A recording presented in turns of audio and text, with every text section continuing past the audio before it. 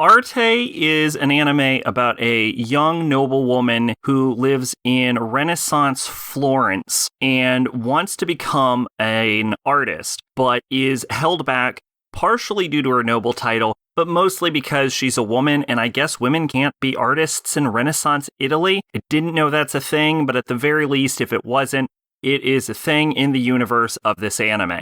She manages to find a master to take her under her wing, who is a former beggar, and so he sort of had the opposite problem, not in the gender aspect, but in the sort of like noble title aspect, and that he started at the bottom, so no one wanted to take him under their wing, whereas she started at the top, but female, so no one wanted to take her. So she ends up becoming his only apprentice in this small atelier, and begins honing her craft under him while overcoming the sort of prejudices that she faces as a result of being a woman and a noble.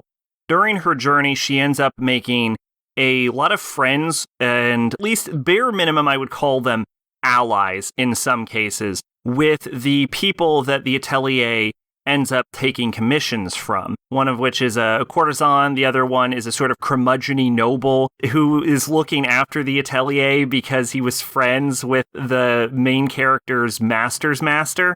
And then there's an entire arc where the main character, who is named Arte, by the way, it's named after her, ends up going to Venice to, one, aid in the teaching of the noble daughter there, who's sort of the classic spoiled brat aristocrat type that doesn't want to learn or do her studies, and also paint the picture of the wife of the noble lord whom's daughter she is teaching.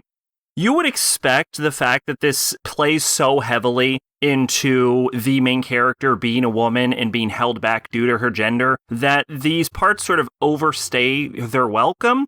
But if anything, I think it sort of gives a sort of accurate reflection of what her life is like during that. It does become the central focus of many plot lines, but the plot lines usually resolve with her winning over her detractors through either skill or through determination and earnestness.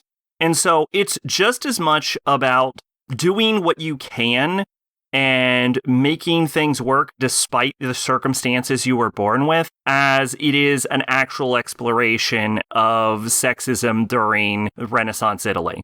And I would say what sort of wins me over is, one, the likability of the main character. I found myself being won over just as much as all of the side casts were, but also watching the side casts, their relationships flourish with the main characters. I think this is really encapsulated at the end when the main character has to paint the church in, like, what is it, like a week? Yeah, she has to do it in a week. It's not fucking possible. But seeing all of the side cast who lives in the city come together that she's made friends with throughout the course of the whole show that she hasn't at that point seen in like half a year, all to help her at the end, was holy shit. It almost had me tearing up. I am not lying. It was such a powerful moment. I'll say that I don't think the story is particularly strong. I think the characters are all fairly complex. I would say probably one of the least complex is the fellow artist who just has a bunch of sisters, but we do see a small little arc with him throughout the course of the show where he learns to appreciate Arte not just as a woman but as an artist himself, because he was coming at it from a sort of different sort of sexist line than everyone else, because everyone else was like, well, you can't do it because you're a woman. Whereas he was trying to look after her because she was a woman, but he eventually learns to respect her as an individual. The art style isn't anything particularly stand out, which is strange considering it's about artistry itself. The paintings are good, but we don't really get too many details about the paintings. Really, this is mostly a sort of drama that focuses on the characters and their developments and their interactions. And for what it is, I think it's pretty damn good.